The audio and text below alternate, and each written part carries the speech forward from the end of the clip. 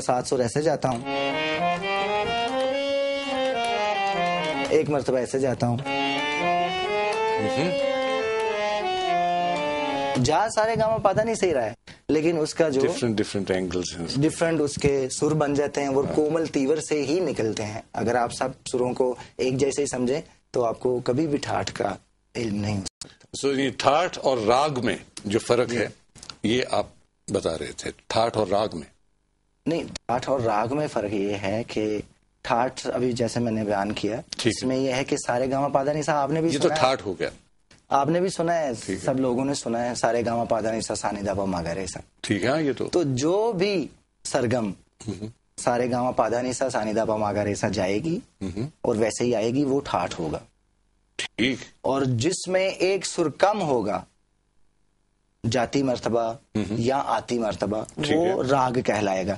کہنے کا مطلب یہ ہے کہ ٹھاٹھ جو ہے وہ 7 سر کا ہوتا ہے اور راگ جو ہے وہ 7 سر کا نہیں ہوتا. بہت سے استاد اس کا ذکر نہیں کرتے، بتاتے نہیں ہیں، یہ کیا وجہ ہے؟ اس لیے کہ وہ چاہتے ہیں کہ کسی کو پتہ نہ چلے.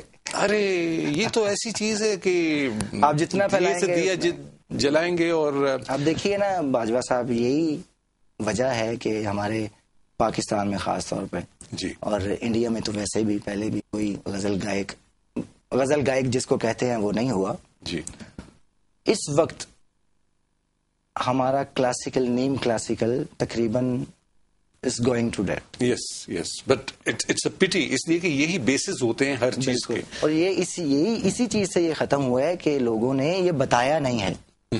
مشکل کا ہے جی، بڑا مشکل ہے. جو سیکھنا ہے اس کو بھی کہا ہے تو چلا جا یار، دبا کے رکھ لیا ہے، تیرے کو تو سیکھیا نہیں جانا ہے، بڑا مشکل ہے. وہ جب آپ آسان دیں گے تو کیوں نہیں سیکھے گا؟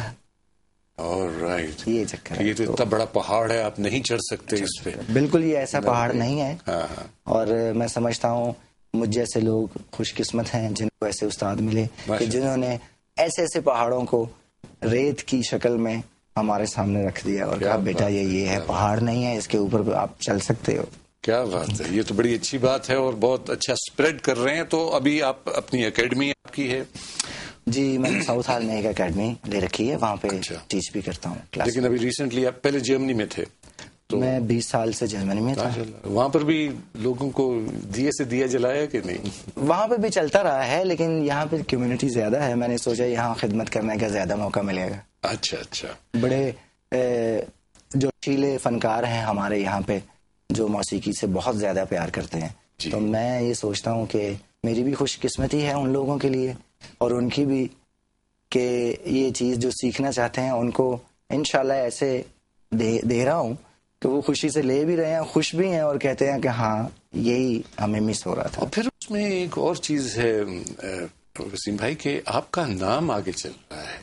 جب پوچھیں گے ان سے، جب وہ بڑے سنگر بن جائیں گے، آرٹسٹ بن جائیں گے، تو ان سے پوچھا جائے گا تمہارے استاد کون ہے، اور بڑے احترام کے ساتھ وہ آپ کا نام لیں گے. بالکل. اور آپ اسپریڈ کر رہے ہیں یہ چیز. آپ خود ماشاءاللہ، اب میں نے جو دیکھا ہے، جو استاد ہوتے ہیں وہ بہت عام طور پر اس عمر میں ہوتے ہیں کہ جب وہ مطلب ایجڈ ہو جاتے ہیں پھر جا کے سکھاتے ہیں. لیکن ماشاءاللہ آپ تو ابھی جوان ہیں اور آپ پاس تو بہت فوٹیج ہے یہ سکھانے کی، اور بہت سے سکھائیں گے. اور بڑے بڑے ہمارے پرانے سنگرز بھی، مثلا مجھے یاد ہے مہدی حسن صاحب نے سے میری بات ہو رہی تھی ایک دفعہ، تو کہتے ہیں کہ ہر سر کا ایک محبوب سر ہوتا ہے. مجھے ان کی سمجھ نہیں آئی، لیکن انہوں نے کہا ہاں کچھ لگ جاتے ہیں، خود ہی سے لگ جاتے ہیں. مثلا انگلوں میں رنگ برے، وہ جو ان کا بہت مشہور جی کہتے ہیں وہ سر لگ گیا، اس میں سر کا محبوب سر لگ گیا کہیں نہ کہیں، اور وہ سمجھ نہیں آتی، لیکن جب آڈینس اس کو سنتی ہے تو وہ دل میں اتر جاتا ہے. یہ صحیح بات ہے.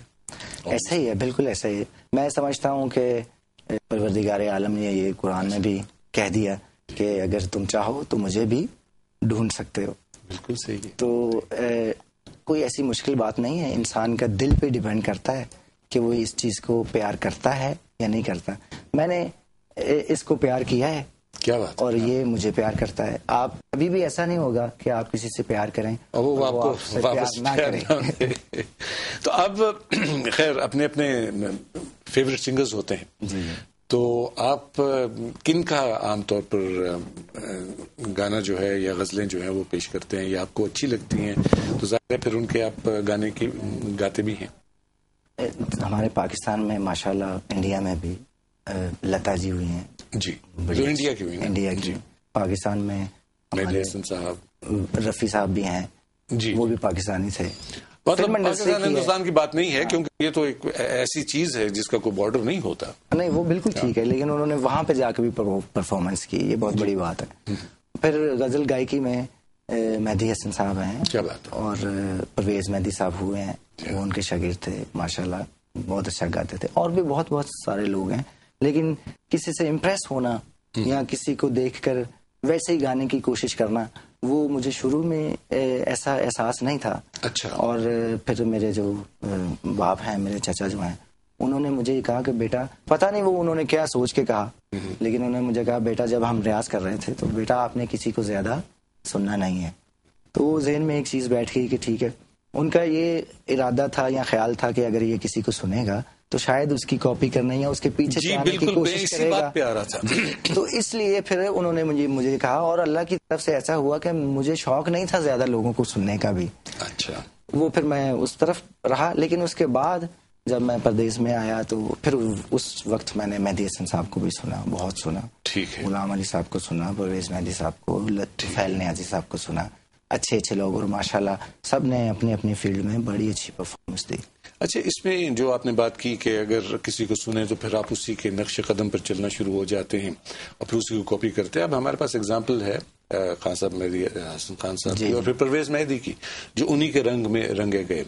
اور ایسے پھر ان کے شاگرد بھی جو ہیں، ان پتہ چلتا ہے کہ یہ کہیں نہ کہیں جا کے سر جو ہے وہ کانٹیکٹ جو ہے وہ مہدی حسن کے ساتھ مل جاتا ہے. لیکن پھر کئی ایسے ہوتے ہیں جو ان کو بھی سنتے ہیں، محمد رفیع صاحب کو بھی سنتے ہیں، سب کو سنتے ہیں، اور پھر ایک اپنا جو ہے ایک اینگل، اپنا ایک سٹائل بنا لیتے ہیں. بالکل. وہ میرا خیال ہے کہ ایک زیادہ سکسیسفل آرٹسٹ کی جو ہے وہ بات یہ ہے کہ وہ اپنا جب اپنی آپ کی پہچان کرواتے ہیں کہ دس از می، حالانکہ سیکھا ہوتا سب سے ہے، لیکن ایک اپنا جو ہے سٹائل وہ بنا لیتے ہیں اور وہ سکسیسفل ہو جاتے ہیں. ایکسپیرینس کلیکٹ کرتے ہیں کہ وہ فلانا راگ فلانے خاص ہم نے کیسا گایا، اس میں کیا اس کا رجحان تھا، کیا ماحول بنا رکھا ہے.